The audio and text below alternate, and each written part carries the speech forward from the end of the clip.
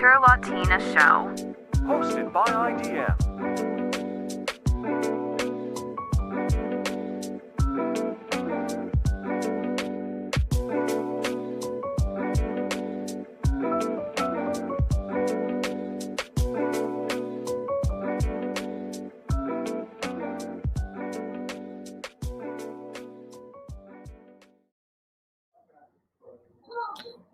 Yes, we are live. Welcome, everybody. Hello, Nina. Welcome to the 18th episode. I know, unbelievable. Welcome to another fun-filled installment of the Winter Latina Show. Much like we do every time, we'll talk about death and destruction, but we'll also talk about a very, very human story in this episode. So Marcelo, I would like you to imagine the following situation, if you can. You are in a hospital, you are recovering from very serious injuries, you've been in a hospital for a while, and you're finally getting better. So you probably feel a little bit anxious, a little bit excited about coming home to your wife, and you leave the hospital, you're on crutches because of your injuries. In fact, this is an injury that's going to bother you probably for the rest of your life. And you head home, and eventually you arrive at your apartment building in a big city. And as you arrive at your apartment building, you see a horrifying scene. There are medical staff, orderlies, that are loading dead bodies onto a truck to transport them out. Now, to anyone, this would be shocking enough, but you get closer and closer and closer, and you realize that your wife, the wife that you're going to see, the wife that you were excited to see coming home from the hospital after being gone for so long, recovering from serious injuries, she is one of the dead bodies. She's dead. You get closer and you realize, no, she's not dead. She's breathing. She's breathing ever so faintly, but the medical staff are about to take everyone away. So you freak out. What are you doing? This is my wife. She's alive. She's breathing faintly. I can take care of her. But the medical staff seems unmoved. They say, look, they all look like skeletons. They died from starvation. They died from illnesses related to starvation. Your wife, yeah, she might be alive now, but she's not even going to make it through for the ride. She's not going to make it through the truck ride. You better let it go. And there's something inside you that tells you that no, you have to help her. There is a chance. And you get so angry that you almost fight them with your crutches. You're limping from your injury, and you try to fight them with the crutches. And finally, they give in. They let you have your wife. They let you take her away. And you do. And a miracle happens.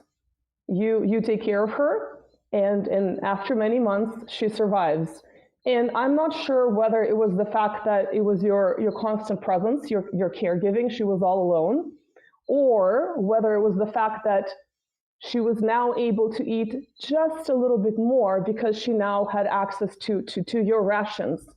Maybe 150 grams of bread a day, maybe 250 grams of bread a day, depending on what month this was. And remember, this is bread, but this is bread made with glue. This is bread made with glue made from animal parts, just to get a little bit of protein for you to survive.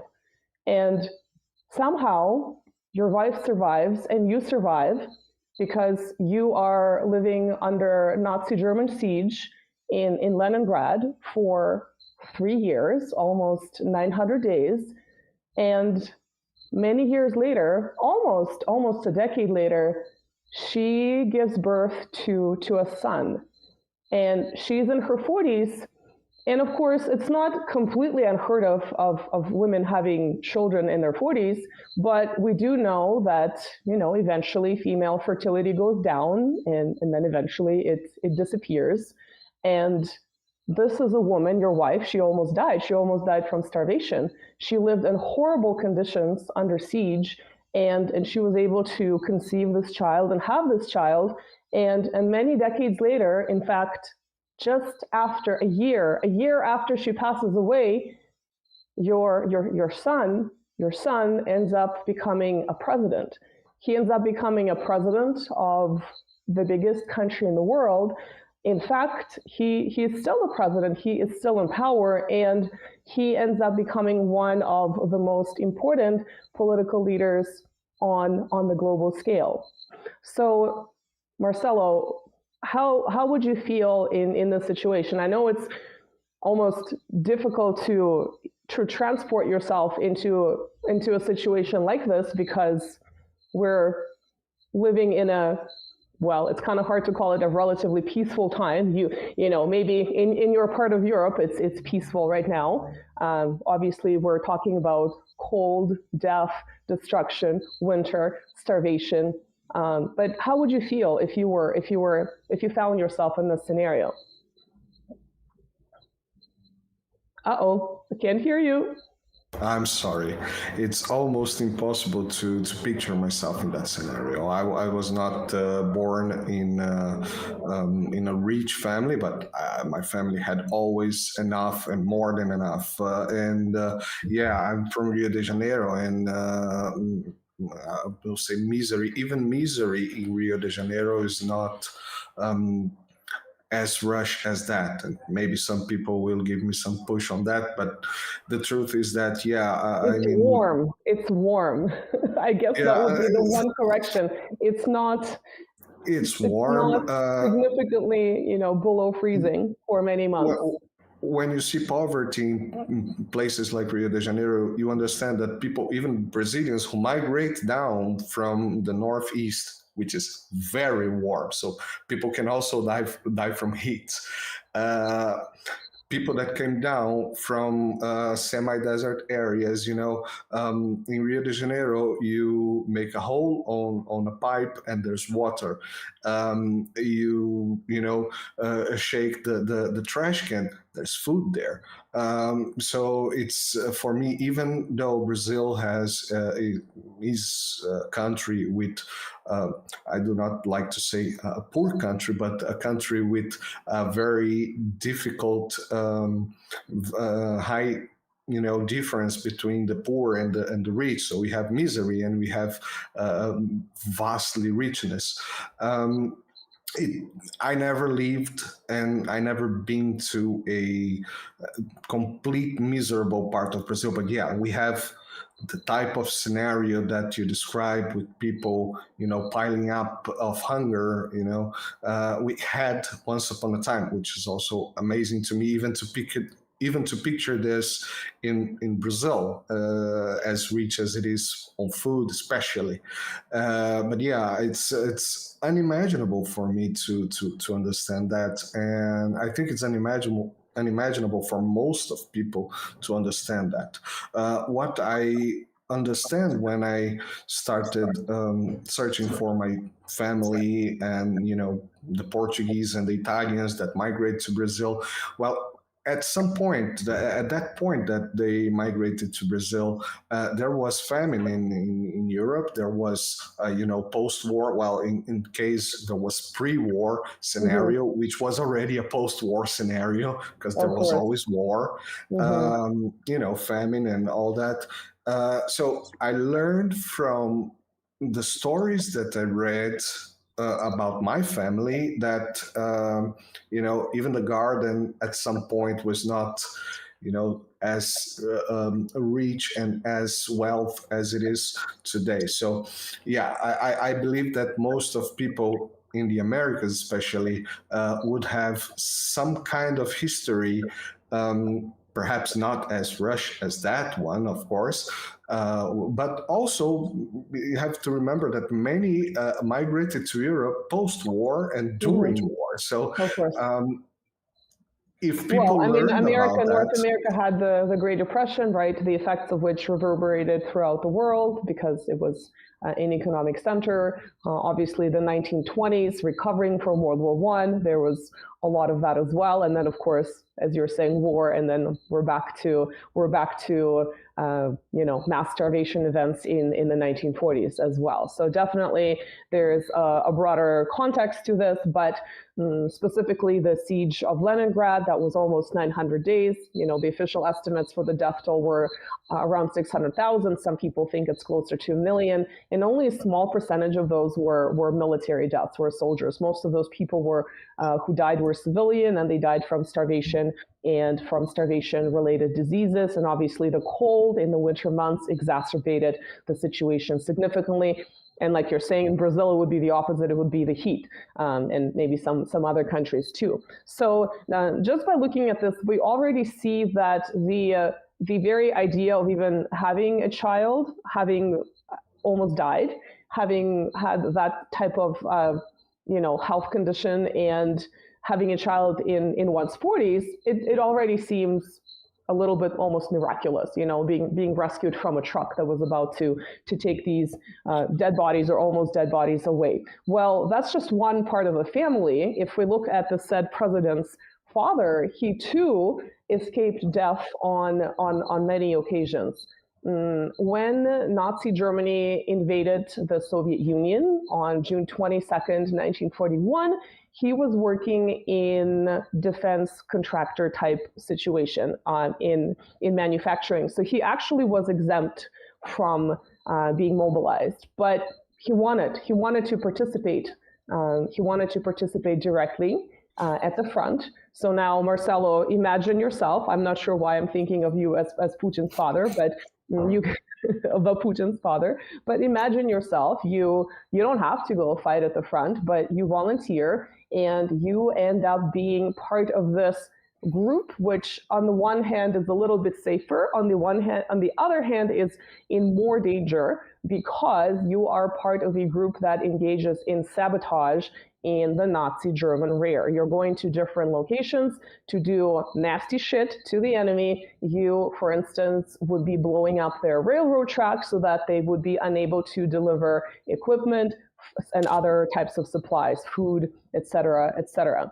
So this is your job, and you are part of it. You're working with the NKVD, and in the Western mind, the NKVD is, it's an internal intelligence agency. It's usually associated with the, persecution of dissidents. But of course, the NKVD had multiple roles. In World War II, it had this particular role of, actually participating in the war effort. So imagine you are part of a detachment. There are 28 of you, and you are out on multiple assignments. And on this particular assignment, you are once again in the rear of the enemy. You almost immediately get ambushed. So something clearly went wrong. Maybe there was a traitor. Maybe a local mentioned or was forced to mention what he or she saw. You're ambushed by the enemy, and you barely escape. And the only place to go is to jump into the nearest body of water. The nearest body of water is a marsh, and you fully submerge yourself. But obviously, you're not a fish. You can't stay underwater for more than a couple of minutes. What do? Well, you get a reed, a plant. It's hollow, and you basically use it like a snorkel to stay underwater. And you cannot be seen. You cannot be detected. That's the only thing that's sticking out of the water. And you stay underwater for a while until danger is gone and you're able to escape. Now, if this sounds really crazy, I'll give you an example from my own family where we had a similar situation, but not in World War II, in World War I. And something similar happened to one of my ancestors. So this is my great, blah, blah, blah, many greats, grandmother's family member. And he too was fighting Germans, not in World War II, but in World War I. And he too ended up having to jump into a body of water. Now, I'm not sure, I don't know enough. And I heard the story when I was a child. So way, way before any of this would have been publicized. So it's clearly something that is part of my family lore, which makes me think that I've never investigated this particular question, that soldiers jumping into bodies of water to conceal themselves and try to save themselves is probably not as exceptional as it may seem at first glance. and being able to save yourself in this way. But anyway, this particular family member also jumped into either it was a marsh or a swamp, some kind of a grown over, watery area, a body of water, and he was able to hide, but he was there for a long time. And maybe a doctor can correct me, but the family lore says that because he had some kind of partial hypothermia, he was unable to have children for the rest of his life because of the damage of sitting in cold water for so long, hiding from the Germans in World War I, right? Again, so at first I think to an outside observer, the initial story might sound really crazy until you hear that such stories, such family stories exist for other families, and in other cases they're fully documented. So here you are, you escape death, and out of the 28 men, only 4 survive. You're one of the surviving 4. So, we always talk about the statistics for the death toll in the Soviet Union. The official death toll is around 27 million. Just under half of those, less than half, are actual military deaths. The rest are civilians. So obviously this is something that impacted many families, if not, almost every single family. And so for you, the percentage of survival in your particular group was quite small, yet you managed to survive. But that's not the only time where you face death. The other time is how you ended up in the hospital in the first place, where you stayed for a while and then you came to this apartment building to discover your nearly dead wife. You are now in Leningrad. You are participating in combat. You are no longer part of these sabotage troops in operating in Nazi German rear. You are in Leningrad, but Leningrad is surrounded by Nazi Germany and with the help of their friends, Finland. And you are participating in fierce battle in this place that's called the Nevsky Pятачок. It's a very small area. And the reason you're there is because for a while there was a thought, an attempt that a breakthrough through the siege would be made from that particular location. It never actually happened, but this is one of the reasons why the battles were so fierce in this place. And apparently, according to researchers, there's so much metal in that area that you can walk around with a metal detector and it's just everything. It's just metal from all the shooting repeatedly. In addition to this, the Nazi German troops were at an advantage. They were at an elevation, so it was very easy for them to shoot down at this location. So this is where you are, and you get shot. And you don't die, of course. Eventually you come to, and you manage to make it to the other troops. And this is late fall, early winter, St. Petersburg/Leningrad, so it's very cold, and the river, Neva, is frozen over. So in theory, it is possible for you to get across the river to get medical help. But no one is crazy enough to take you, a heavily wounded man, to a hospital because this is a completely open area. You would both get shot and killed. And so you are essentially left to die, but another miracle happens. Your neighbor from outside of Leningrad, from Peterhof, happens to be there.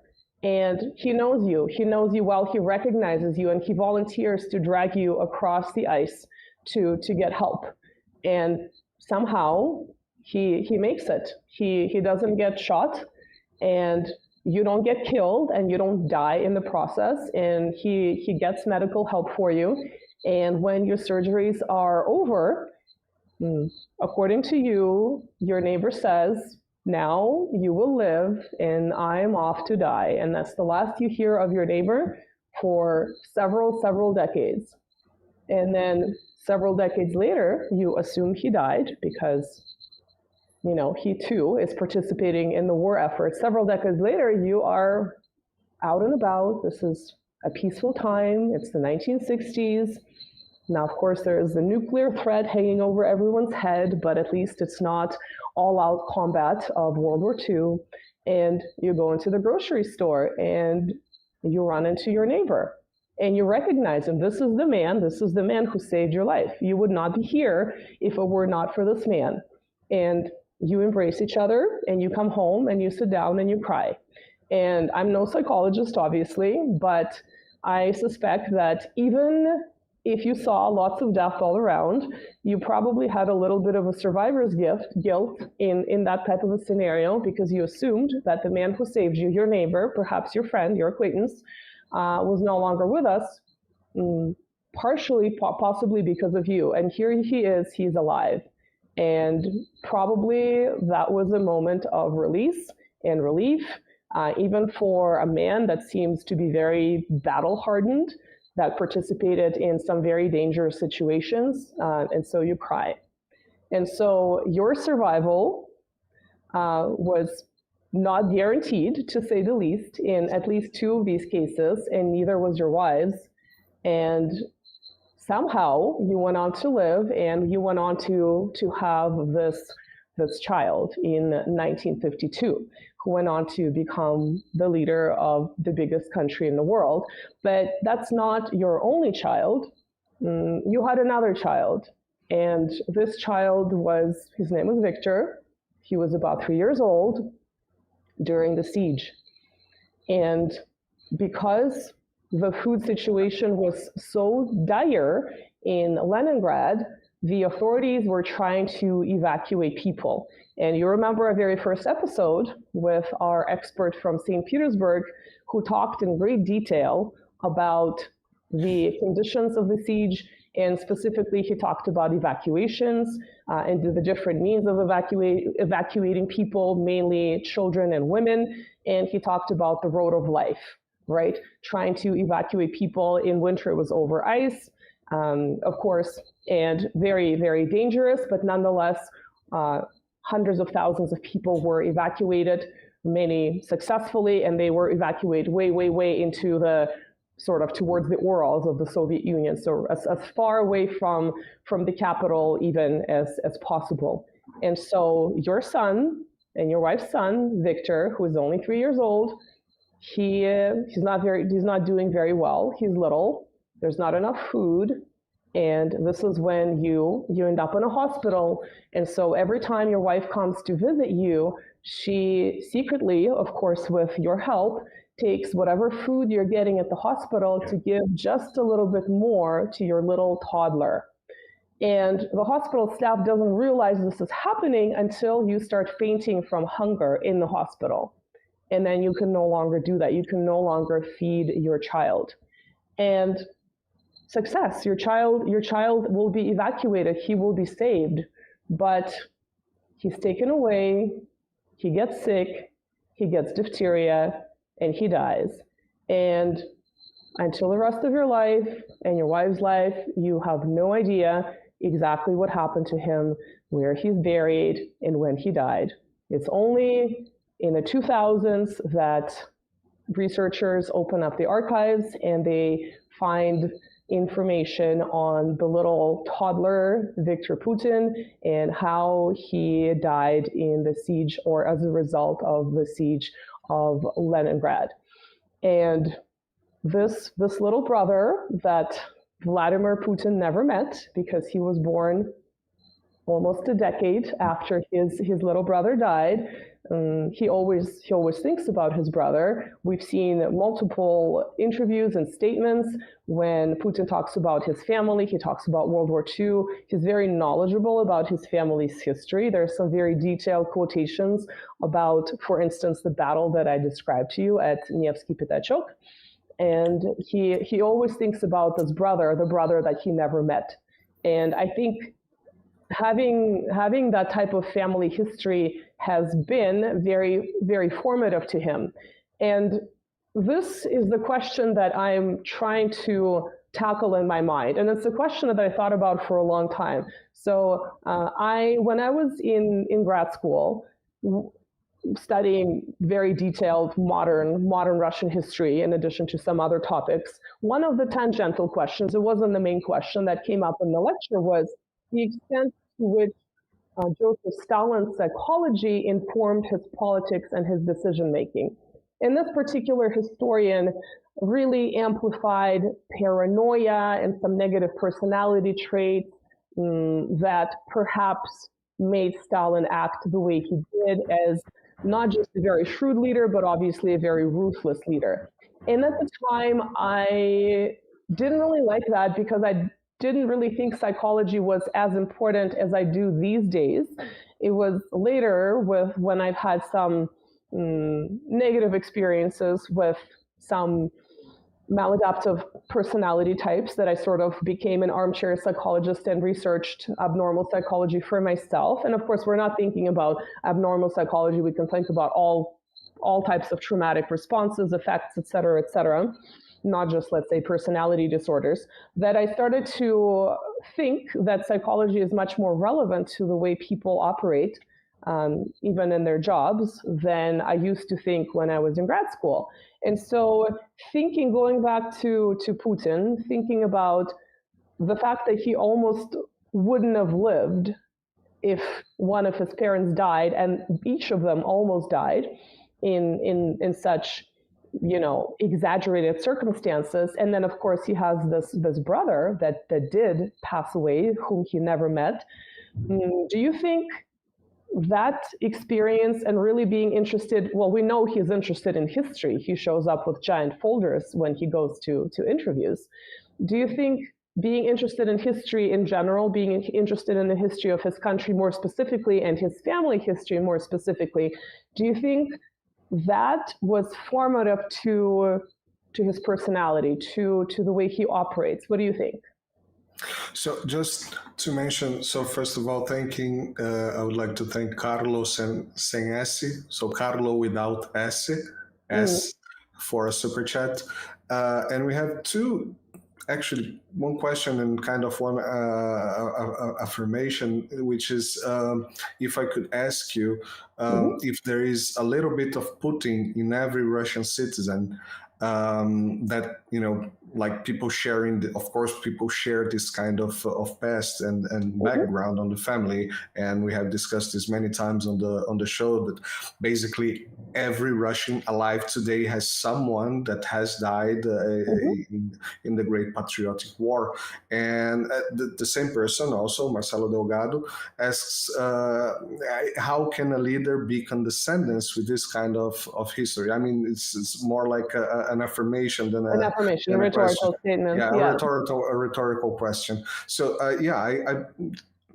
when you ask me this question, the first thing that comes to my mind is the complete disconnection with the people that Western leaders have nowadays. Not only Western leaders, of course, but all Western leaders. We have in Brazil, we have a leader that could share a little bit of that kind of background, born in a poor family in the interior of Brazil, where, as I mentioned, there was famine, and that was a kind of a reality, not as harsh as siege of Leningrad, of course, but some kind of family. And then I see this president also, and people love him. I'm gonna receive a lot of pushback from that, but completely disconnected from the reality on the ground, from the reality of people. So what I see when I first started paying attention in the Putin was a long time before this. It was more or less on the time of the constructions for the World Cup in Moscow, where there was some scandals of corruption and companies that were just vanishing with the money, and the owners were leaving Russia, all that, windows open, all those Western media narratives. And not to be confused with Boeing. Exactly. So the first thing I remember, this, even with all the narrative around, there was a very clear picture that he was going to the sites, checking things, paying extra attention for what was going on, because perhaps he dropped the ball for a minute, and he understood that he could not drop the ball for a minute. Sure. And so at that point I said, look, that's the kind of leader that the country needs. Okay, so I believe, yeah, and as you said, the psychological and the moral, and of course the knowledge, and also of course training that he received later on in his life. But in his early days, well, even to arrive to the point of training, he probably had some moral compass that would drive him to a patriotic stance to go forward. To I recently there was not an interview. There was a video going around where he was talking to some young. I don't remember if they were entrepreneurs or they were part of a group of training, and the words that came, I cannot imagine Western leaders actually speaking those words, even for propaganda. Okay. They were words like, maybe one of these days, one of you are going to become a big leader, and you have to remember every day that you work for the people, you work for the country, you're donating your life for this. This is a purpose, and even with the best propaganda ever, I cannot imagine some, Trudeau or Macron or whoever actually laying these words out. Remember these days we had the interview with Dr. Karin, where she mentions Annalena Baerbock in the German, yeah. 360, 720, I'm not sure. Yeah, 360, 720, that's the one, yeah. And she mentions that these people are completely disconnected with the people, with the ground, with what we call factory ground in Brazil. These people are completely disconnected with the country's people.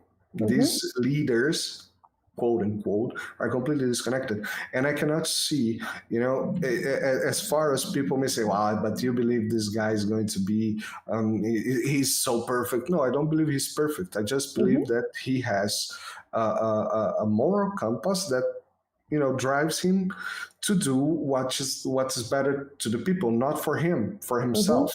Yeah, well, this is what I find interesting. I can totally see what you're saying about Trudeau and Annalena 360 and a whole slew of these, I call them middle managers in, let's say, Europe, right? In a lot of these, Baltic countries, they're deliberately chosen to be these youthful leaders or younger leaders, and they definitely don't have that connection.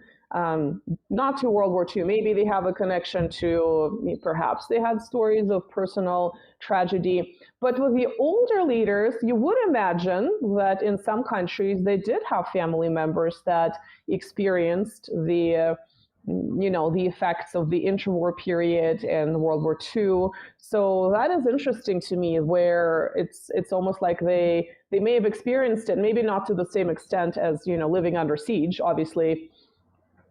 That's a very particular situation, and it's difficult to imagine for people of this former Soviet Union for not living under siege, but they had other terrible things happen during World War II. But it's still, I feel like with some of these older leaders, maybe there should be a little bit more of that connection to their family past. To maybe not those who had direct Nazi German ancestors, but maybe in other European countries. I'm not sure. I've seen, we've all seen the memes.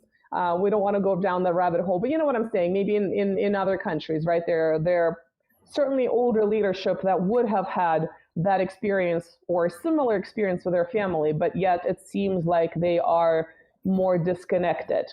And perhaps it's our perception, perhaps they are just towing the line within the system, where they operate. But it definitely is interesting because, that experience, the way World War II impacted Europe, right? Not just the Soviet Union. Obviously, the Soviet Union had the greatest death toll in the world. But yeah, it's a little bit perplexing where that experience may have not have had as much of an impact, or has been somehow forgotten, or I'm not really sure what happened. But I guess it also is ultimately personal, right? The way you relate to personal family history, and the way you have an interest in history in general, and how, you know, in our interview with Dr. Karin, she talked about history striking back.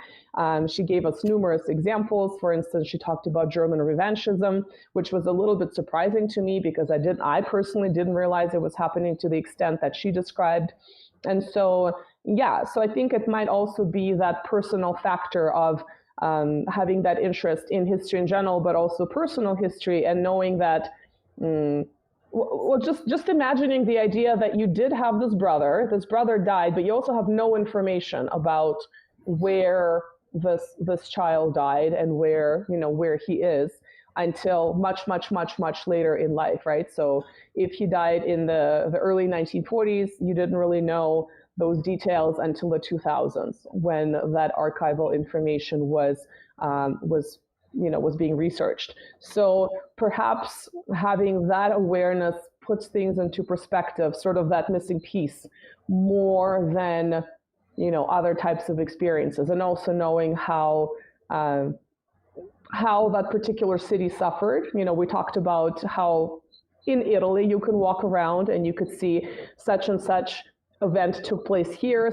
so many people died there, not so much in North America, as far as World War II goes, of course, but in Europe certainly, and certainly in the former Soviet Union. You can walk around St. Petersburg, former Leningrad, and you could see, every little piece of land, every building. This is why you have those comparative photos of then and now, sort of the wartime and the peacetime. The wartime, lots of the photos feature winter scenes with dead bodies being pulled on a sled to the nearest cemetery by people who themselves are exhausted. And then you have, the peacetime photos today, or modern photos, right? So maybe not so peaceful these days. And so maybe when you're walking around the city and you do have that awareness that this happened here, oh, and my father was here, this is where my father fought, this is where my father got injured, this was the hospital where he was taken to, this is the hospital where he was successfully operated on, and he's had a shrapnel in his body for the rest of his life. It's been bothering for the rest of his life, but he lived for several more decades, and they both of Putin's parents died, I believe, shortly shy of him actually becoming a leader, right? When he was, he was sort of like the interim president with Yeltsin, and then he became, the sort of the actual president in 2000, and they basically kind of missed it by just a little bit. I think Maria, his mother, died I believe in 1998, so really, really almost there. So she kind of missed the, I don't know the extent to which she had that realization of, I almost died, my child died,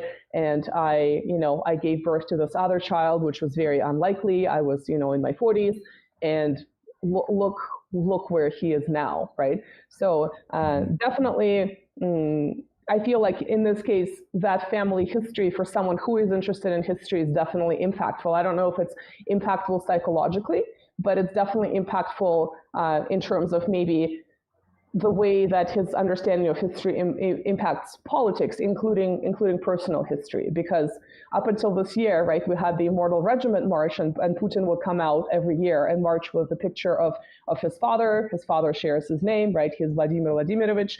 So when we talk about Vladimir Putin, we should say senior and junior, and definitely something that seems to be personally important to him beyond any kind of propaganda, like you're saying. But going back to his childhood, right? So he's born in the 1950s. This is, shortly before Stalin's death. There is major social restructuring going on within the Soviet Union, the so-called thaw with Khrushchev. Obviously, from the Western perspective, this was a good thing because Khrushchev sort of liberalizes things in a little bit.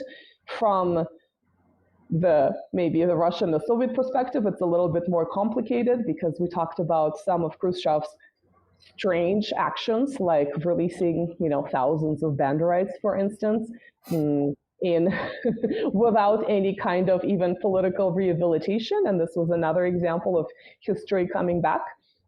after the dissolution of the Soviet Union and that resurgence of that ideology that never really died in Western Ukraine.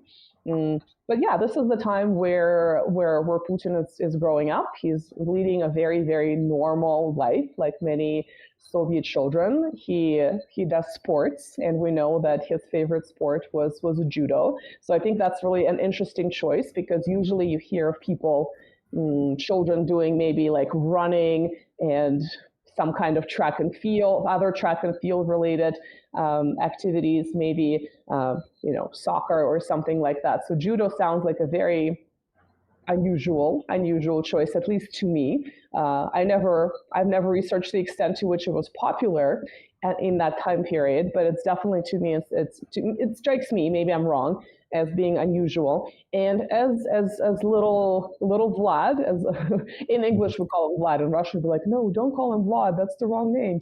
And as he's growing up, he wants to be a pilot. So his initial sort of conscious dream of what he wants his job to be is a pilot. And his parents want him to be an engineer, so having kind of a practical profession.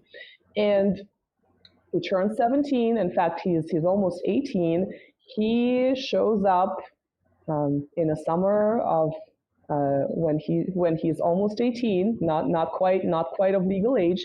He shows up at the location of the KGB headquarters in Leningrad in front of these giant heavy doors, and he waltzes in, and very brazenly he tells the people inside that I want to work here.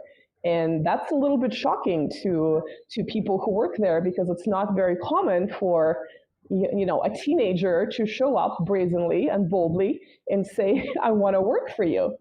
And they tell him that not quite, you can't really do this. And apparently he was brave enough to ask what he needed to do. And he was told that he needs to go to university, that the best degree for working in intelligence would be going to law school. And he also needs to obviously have amazing grades in high school. He needs to have various references. Without the specific cultural context, sounds very similar to applying to, different institutions these days. And his parents are definitely not happy about this. They want him to, there's parental pressure on him to become an engineer, but he sort of stands his ground.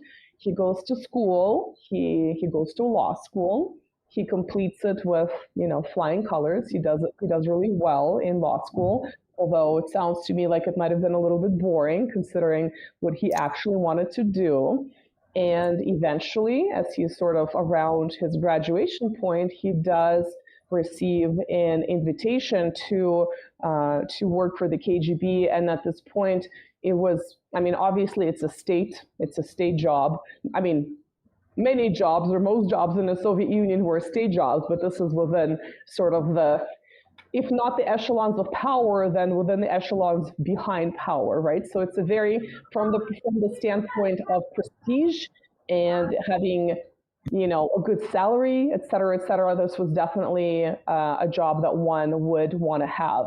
And some people speculated, I don't think Putin himself, from what I've seen, has really stated why he changed his mind from being a pilot and why he didn't give in to parental pressure to become an engineer. But the information that we have about his childhood is coming from his own interviews, especially from the early days. He was very frank about his life. We have archival information, obviously, and we have books from the early days. There is a book in German that's been translated by Alexander Rahr that's called The German in the Kremlin, and the German, of course, is Putin because he became a Germanophile. This is part of another story.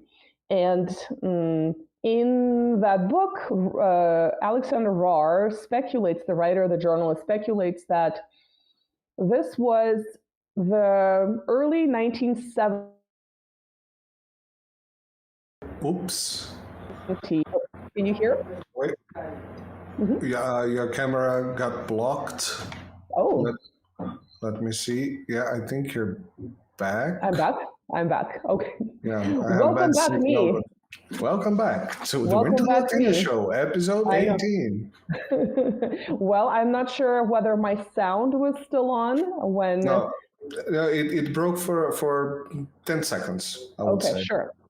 Well, basically, this journalist, Alexander Rar, speculates, because again, I don't think we fully ever had Putin explicitly say why he changed his mind, why he made this decision, whether it was literally practical because it was prestigious to work in intelligence.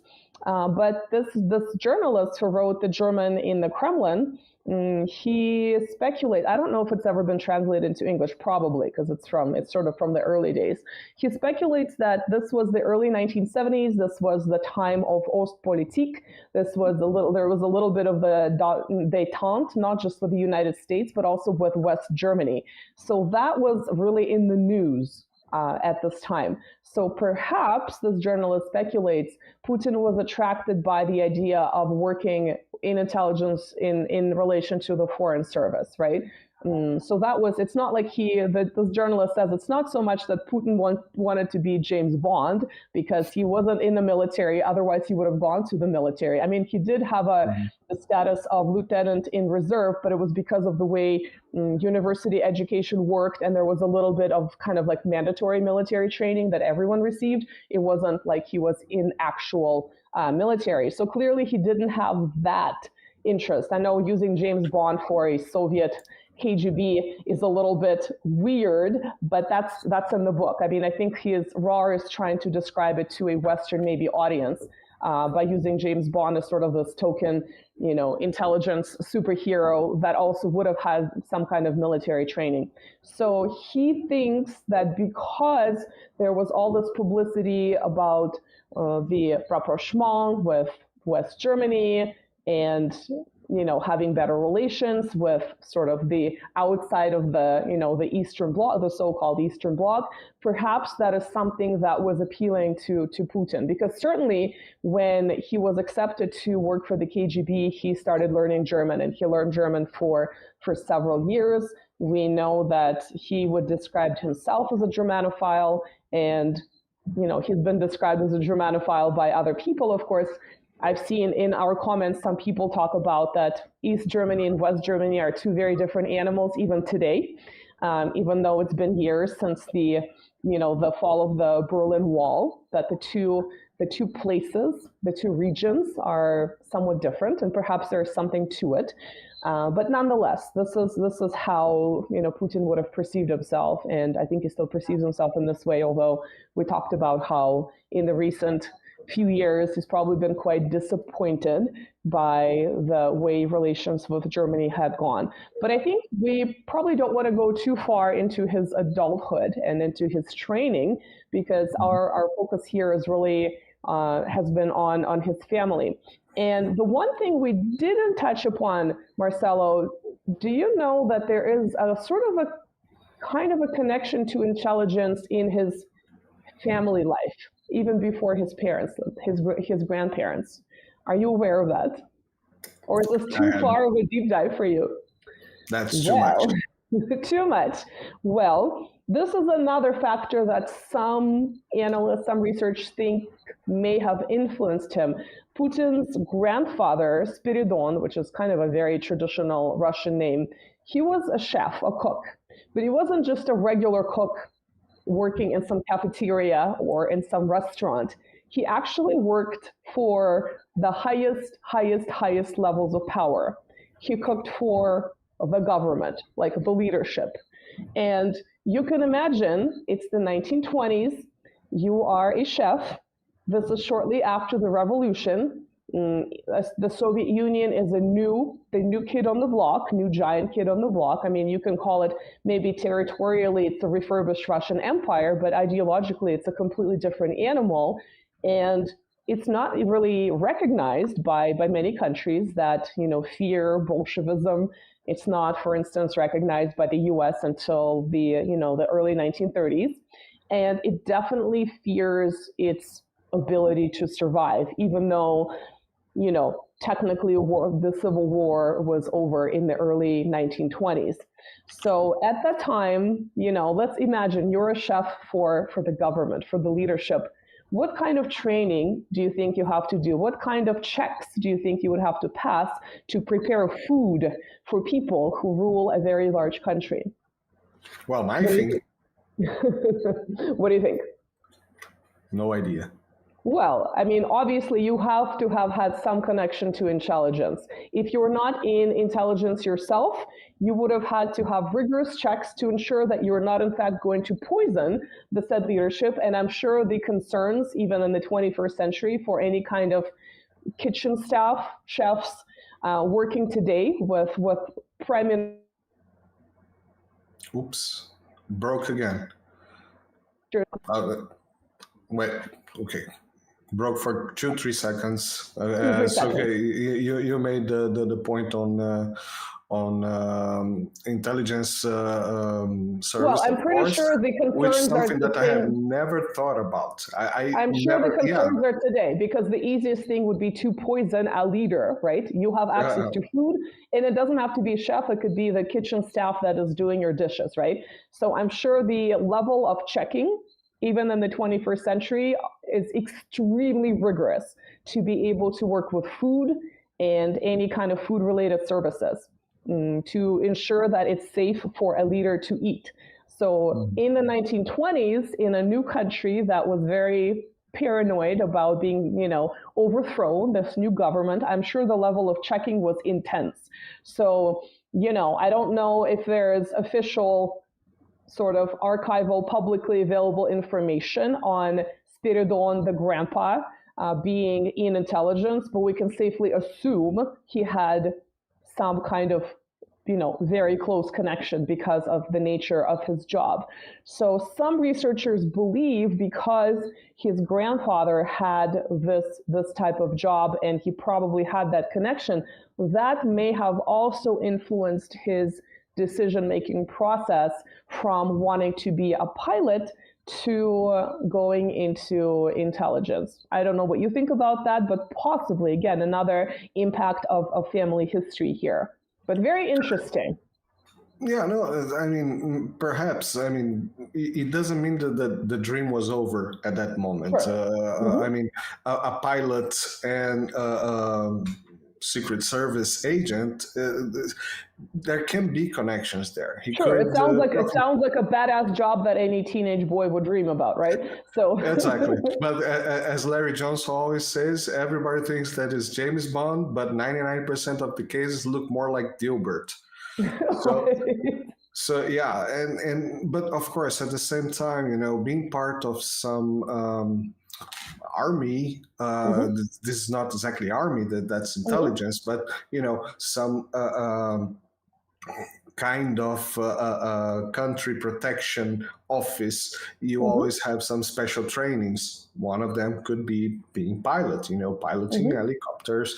Even though you're going to spend 99% of your day on your office, translating documents or, just listening to conversation, whatever. These people had some accent. And this is very common in Brazil, for example, to people to join the army because, airplane training, some special type of vehicle driving training, and then you don't have to pay for the training of your dream, and then at some point you leave the army and you become a private plane pilot or a private helicopter pilot. Yeah, that's very common. So I don't think that excludes, especially imagining the scenario of Soviet. At that point, I can imagine the scenario of Soviet Union, being a government. What's the word I'm looking for? The like direction of state-controlled. No, not exactly. I'm not going about control, but driven.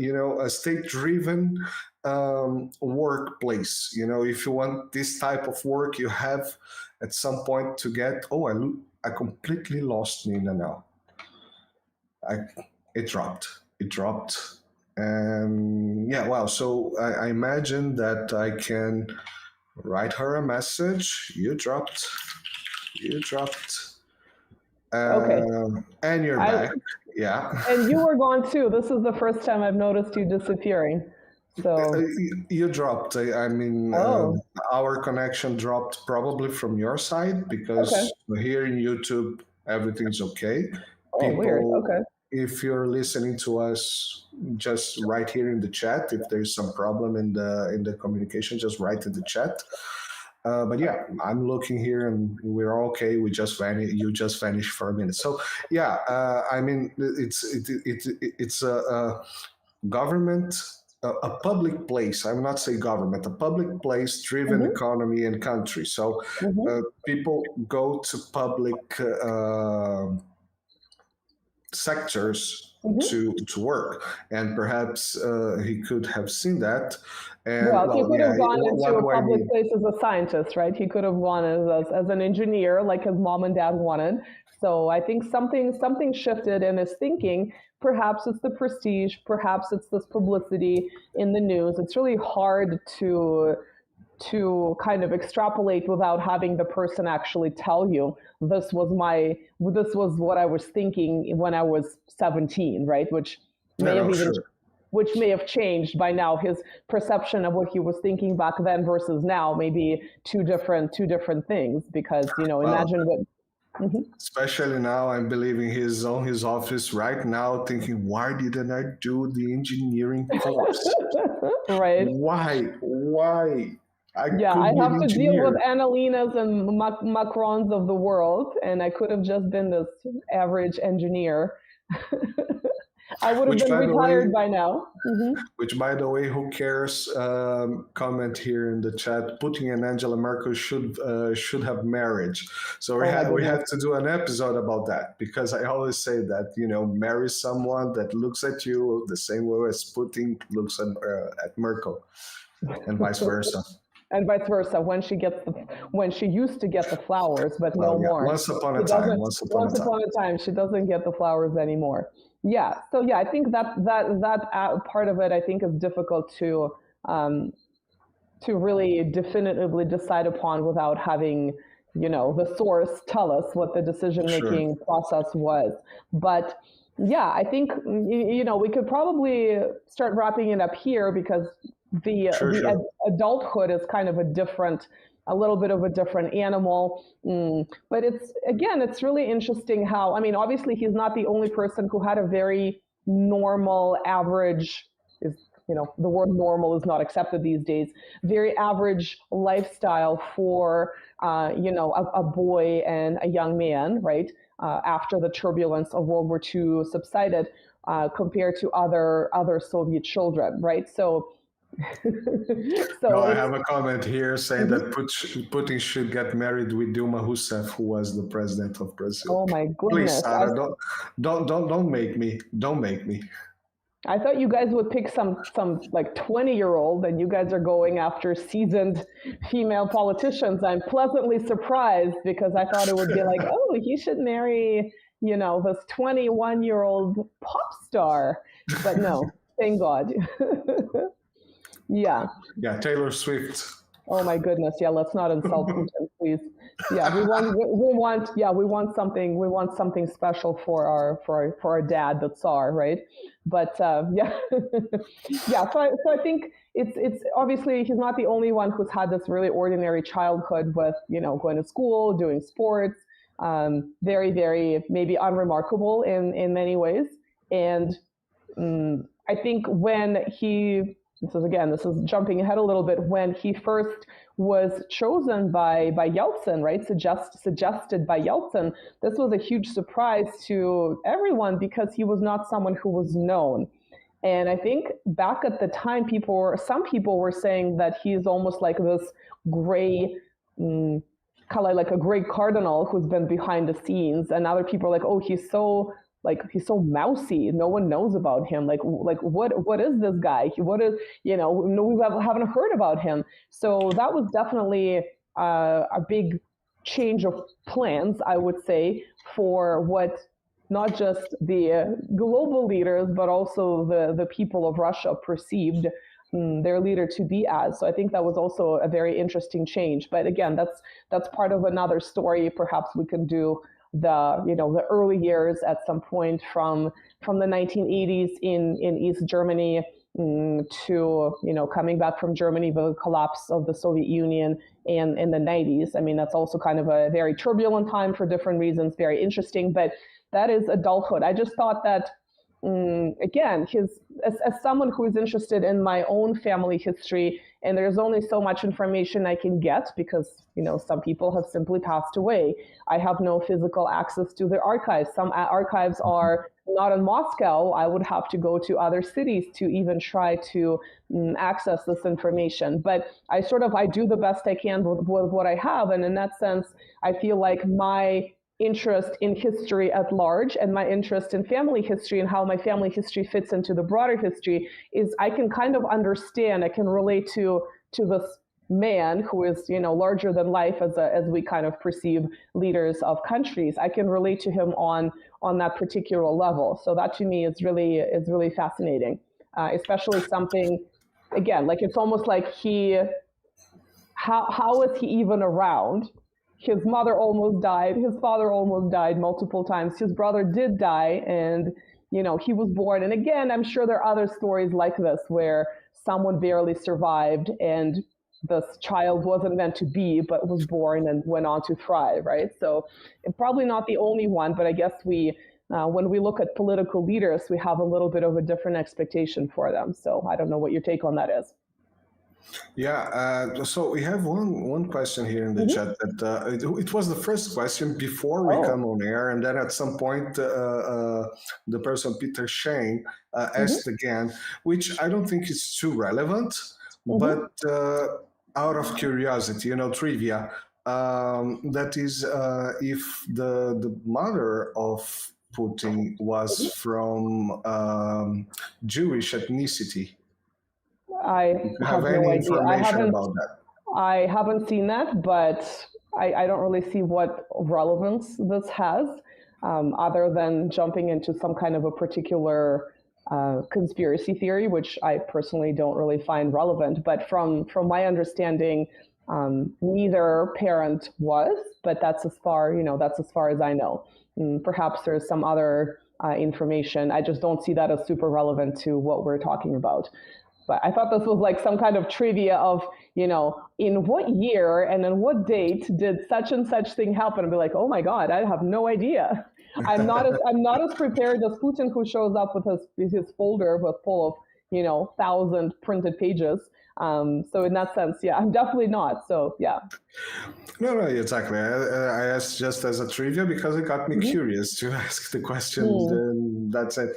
But as I said just before asking it, I don't see any relevance on the fact, except for aluminum foil hats to draw extra weird conclusions. Yeah, and today Putin has such and such relationship with Israel. Yeah, I'm not really sure if that's really relevant. So. Yeah, exactly. Now, plus, I mean, he has, at least, doesn't matter, he has proven himself a very orthodox person. So I don't think we have to even walk on that direction.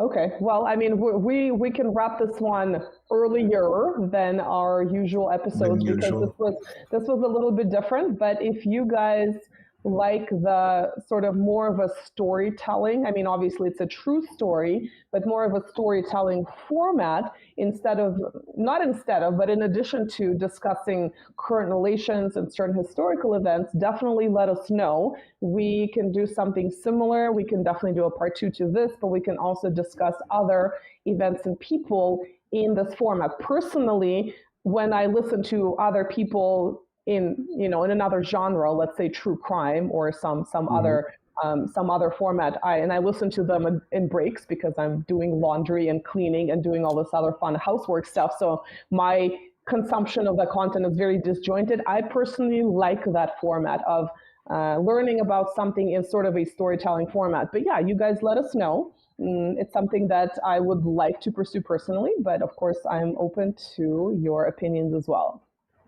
Yeah, so remember to leave a comment down here in both sites. Just and thank you tell to all what the you new subscribers to my channel. Yeah, a lot of new subscribers with our great interview with Dr. Karin. It was a great video, Hopefully, actually. we eventually would enter the YouTube algorithm to actually be picked up organically. That would be the ideal. Hopefully, sometime before I die, that happens.